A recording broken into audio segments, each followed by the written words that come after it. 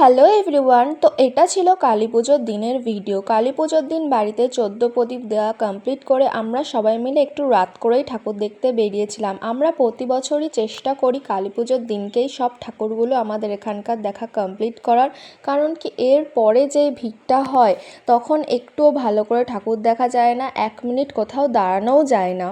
আড়ংঘাটাতে কালী পুজোতে প্রতি বছরে ভিড় হয়, কারণ আশেপাশে কোথাও সেরম ভালো কালী পুজো হয় না, আড়ংঘাটাতেই হয়। তার জন্য আড়ংঘাটাতে কালী পুজোয় প্রতি বছরই ভিড় হয়। কিন্তু এইবার আমি জানি না সোশ্যাল মিডিয়াতে আড়ংঘাটা ভাইরাল হয়ে গেছে কি না, এক্সট্রিমলি ভিড় ছিল কালী পুজোতে আড়ংঘাটায় প্রতিটা দিন। এমনকি এটা কালী পুজোর দিন আমরা প্রতি বছরই বেরোই, খুব একটা ভিড় থাকে না, ফাঁকা ফাঁকাই থাকে। আমরা তাই চেষ্টা করি প্রতি বছর এই দিনটা বেরিয়ে সব ঠাকুর দেখা কমপ্লিট করার। কিন্তু এই বছরও এতটা ভিড় ছিল, মানে যথেষ্ট ভিড় ছিল। কালী পুজোর দিন তো এতটা ভিড় থাকে না। আর পুজো মানেই আমাদের কাছে খাওয়া দাওয়া। কালী পুজোতে স্পেশালি স্ট্রিট ফুড, কারণ কি আমাদের মাঠে এত খাবারের দোকান বসে, আর আমরা তো ঠিক করে রেখেছিলাম একটা দোকানও বাদ দেওয়া যাবে না, সব দোকান থেকে সব কিছু খেতে হবে। তারপর খেয়ে দিয়ে আমরা আবার চলে যাই আরেকটা ঠাকুর দেখতে।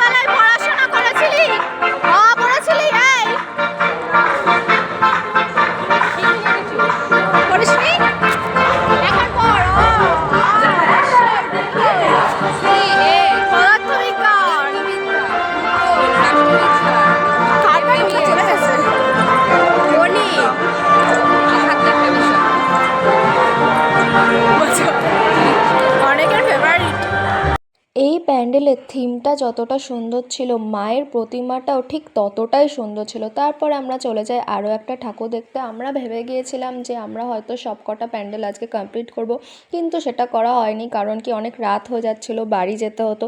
তারপরে আমরা লাস্টলি চলে যাই এই প্যান্ডেলটা দেখতে। এই প্যান্ডেলটা খুব সুন্দর ছিল, স্পেশালি ঠাকুরটা পুরো পরীর মতো দেখতে ছিল।